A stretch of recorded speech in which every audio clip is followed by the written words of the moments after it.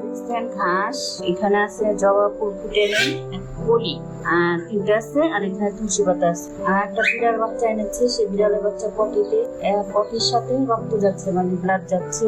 সেই জন্য এই ওষুধগুলো আমি ব্লেন্ডারে ঘাস, তুলসী পাতা এগুলো মিক্স করে ধুয়ে দিয়ে তারপরে কেটে কিছু কিছু করে কেটে ব্লেন্ড করবো। ব্লেন্ড করে এই রসটা ছেঁকে বিড়ালটাকে খাওয়াবো। আর ছাবাগুলা পানিতে আমি ওই আমার পাখি আছে পাইনাপেল কুমু, গতকালকে নিয়ে আসছি একটা, সেটাও ঝিমাচ্ছে, ওদেরকে একটু দেবো। এই যে রস করা হয়ে গেছে, ব্লেন্ড করে নিয়েছি, এটা ছেঁকে নিয়েছি বিড়ালের বাচ্চার জন্য। আর এই খাবারগুলো আমি পাখিকে দিই। এই কিটেনটাকে আমি রেস্কিউ করেছি, এটা খুবই অসুস্থ ছিল, পায়খানা করতেছিল, পটির সাথে ব্লাড যাচ্ছিল খুব। তারপরে আমি নিজের গাছে তুলসী পাতা, দুবলা এগুলো দিয়ে চেষ্টা করছি 2 দিন, দেখি সুস্থ হয়নি। পরে ভ্যাটের কাছে নিয়ে গিয়ে এই ওষুধগুলো খাওয়াচ্ছে আজকে 3 দিন থেকে।